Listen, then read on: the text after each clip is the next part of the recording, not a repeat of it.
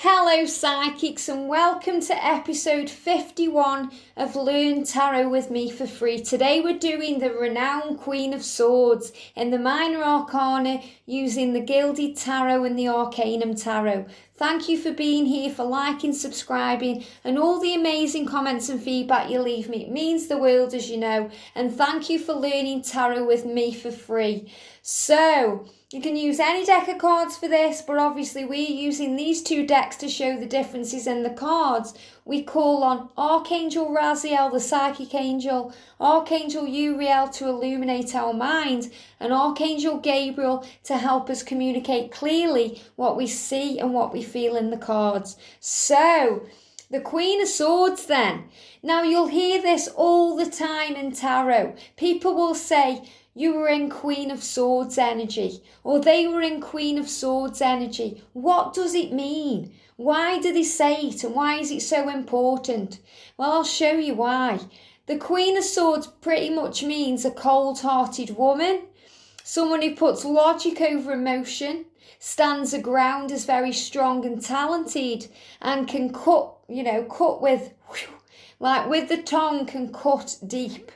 Somebody who's just very, very stern, very stern and strong and, not showing emotion. That's who the Queen of Swords is. So I'm going to show you the differences in the cards here. So in the Gilded Tarot then, you can tell there she's very strong and powerful.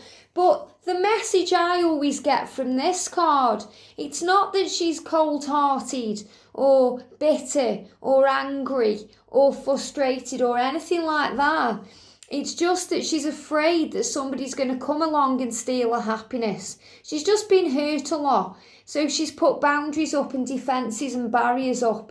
And she's standing her ground now, holding a sword out because she's afraid of getting hurt again. So that's all it is. There's nothing bad in the Queen of Swords. It doesn't mean she's a nasty person. She's just defending her heart. She's put barriers around her heart because she's felt vulnerable in the past. She's been pained in the past. She's been hurt. She's been weak. She's been knocked down. And she's got up stronger than ever. She's become a warrior of light on this journey. And she's a strong woman. Strong. She knows what she wants. She doesn't take any hogwash. She doesn't, let anyone trample on her anymore because there's been a lot of illusion there. And she is wearing her, her crown with real pride there and power and passion. She's proud of herself, of what she's achieved, of how strong she's become. And she doesn't want anyone to put her in that position of vulnerability again. And you can see her third eye is open as well. So she's very psychic, the Queen of Swords. She knows what's going on. She isn't daft. She thinks with her intellect rather with her heart. So right now, the sun is shining on her because great blessings are coming in. She's just a little bit afraid of getting hurt. And that's what the Queen of Swords is. It doesn't mean there's anything bad going on. It just means she's been hurt and she's being defensive right now. And that's the real message of this card in the Gilded Tarot. In the Queen of Swords in the Arcanum, you can see there again, she's standing her ground, she's holding a sword up, once again defending herself. There's obviously darkness around, so there's some confusion energy. But, I always feel when I look at this card, she's emerging out of dark times, emerging, ready for what's to come, stronger, more powerful, more in tune with who she is. So, whenever I read the tarot, I never see the Queen of Swords as a situation, even though it could possibly mean moving out of something that has hurt you and becoming stronger. But usually it means a woman, either the client has been hurt and is in the Queen of Swords energy, standing her ground, being a bit more defensive, protecting her heart, shielding herself a little bit, or it's somebody around the client. So if you're reading for a guy, this could be somebody they are having a romantic connection with, and they may be a bit, tongue-tied about it. They may not know how she feels because the Queen of Swords doesn't wear heart on a sleeve. The Queen of Cups does that, the Queen of Emotion. But the Queen of Swords stands and keeps everything within. So she's very hard to read because she's been so hurt in the past, and that's what you have to understand, she's been hurt.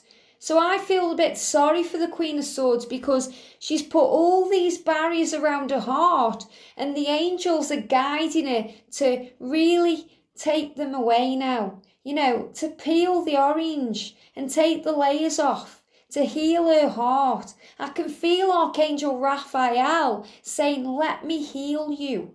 Let me bring healing energy in because she's so strong. She's connecting here with Archangel Michael.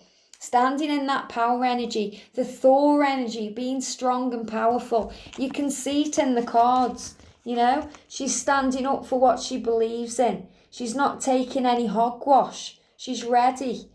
She's ready, but she may not be allowing love in because she's on the defensive.